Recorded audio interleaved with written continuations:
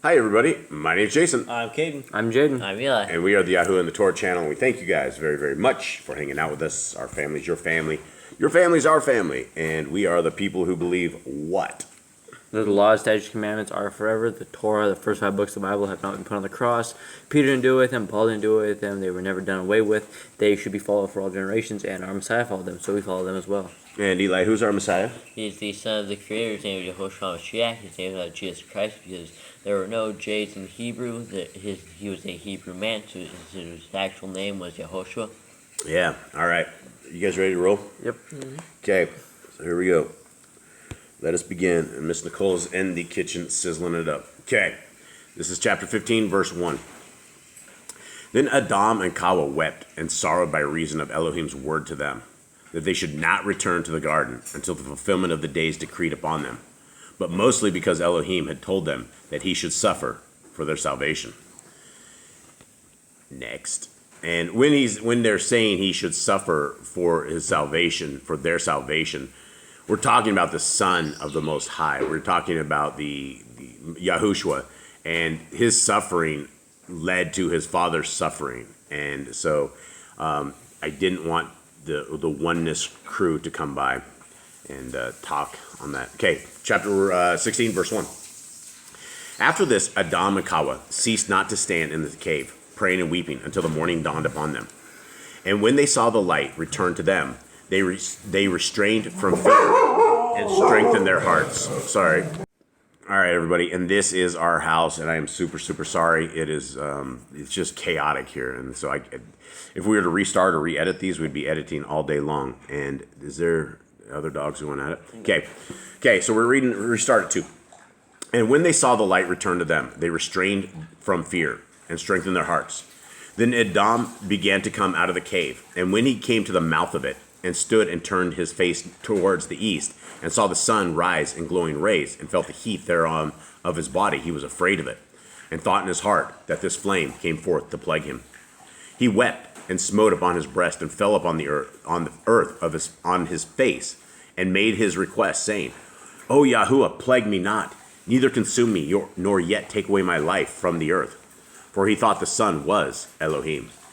Inasmuch as while he was in the garden, and heard the voice of Elohim, and the sound he made in the garden, and feared him, Aḍam never saw the brilliant light of the sun, neither did the flaming heat thereof touch his body. So the garden's different. However, the lighting system works. It's not hot.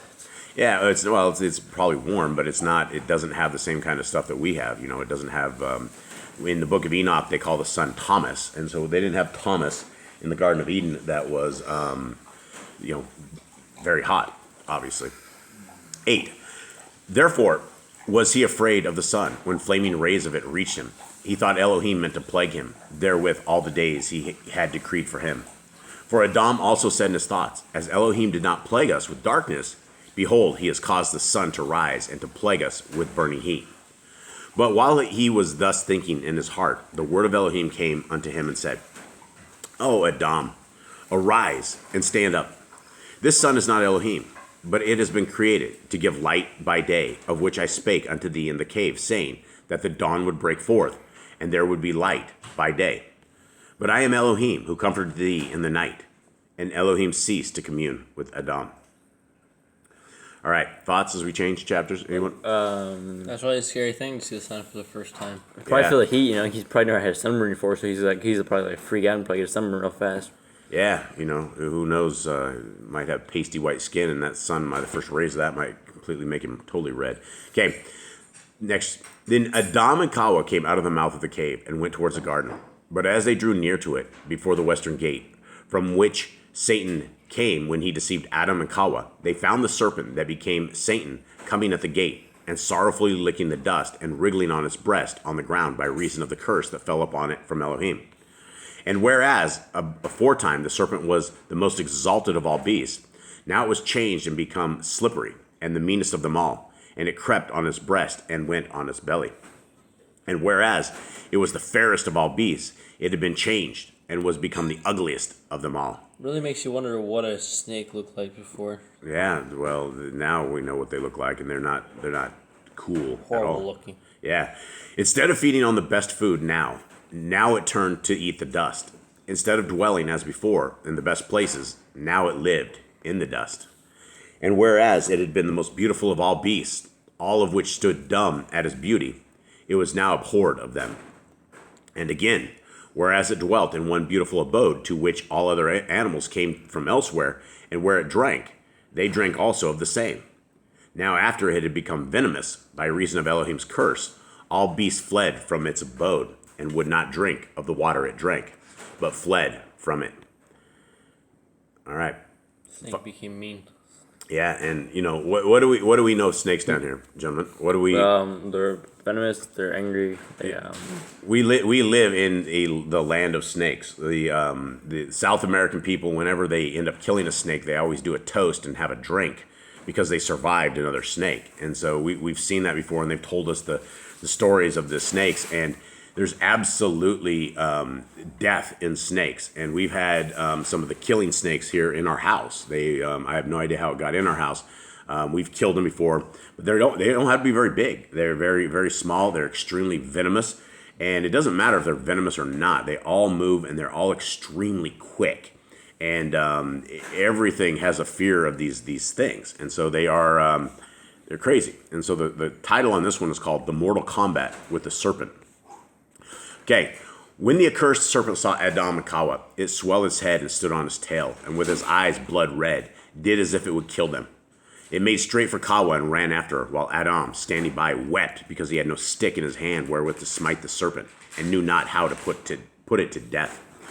But with a heart burning for Ḥawwah, Aḍam approached the serpent and held it by the tail, when it turned towards him and said unto him, O Aḍam, because of thee and of Ḥawwah I am slippery, and go upon my belly. Then by reason of its great strength, it threw down Aḍam and Ḥawwah and pressed upon them, as it would kill them. How big is the snake, and how big are they? If we push them to the ground, it's a big snake. They have snakes are all. That's like a boa constrictor. Oh, they have pythons. They have like huge pythons. They have snakes that are monstrous. I mean, you saw a snake down the road, right? Mm-hmm. Hanging on a stick. It was a big one, right? Yeah, I mean it wasn't like thick, but it was like long. It was a long snake, and then these Pythons things are huge. Yeah, pythons are long and huge. I mean, some of these things. I mean, snakes will eat like entire rabbits. There's snakes that'll consume a rabbit. When you even the smaller snakes, when people have pet snakes, they will eat like big fat mice, and they're small heads, but they can dislocate their jaw some way, and they're able to like suck it in. And you guys have probably never seen a snake eat something, but it is completely creepy on how it eats it and how it kills it. And they're not good things. All right, 5. But Elohim sent a messenger who threw the serpent away from them and raised them up.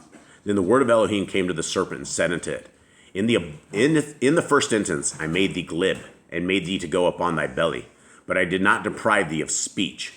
Now, however, be thou dumb and speak no more, thou and thy race, because in the first place has the ruin of my creatures happened through thee, and now thou wishest to kill them.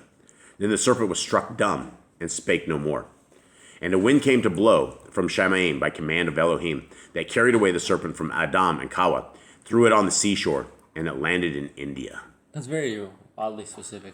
It is oddly specific, right? It is, and who would know where a place called India was back in the days, things of this, and so. Why did they send the snake there? Like, what was the snake's purpose in India? I don't know. It's long as take a long time to get back. Yeah, it'd have to slither its way back home, because that's the thing is as we read further, we're not done with the snake. The snake comes back, and he makes his way back. Yeah, he makes his way back. So he's. Yeah, back from India. Yeah, yeah, and he's there for destruction, and so when we kill snakes here, it's pretty creepy, because you will chop them up, and they all move around like the rest of them. Like you cut them in half, and 2 parts of them move. It's like for those who actually kill take an earthworm, and will take an earthworm, or people who've gone fishing.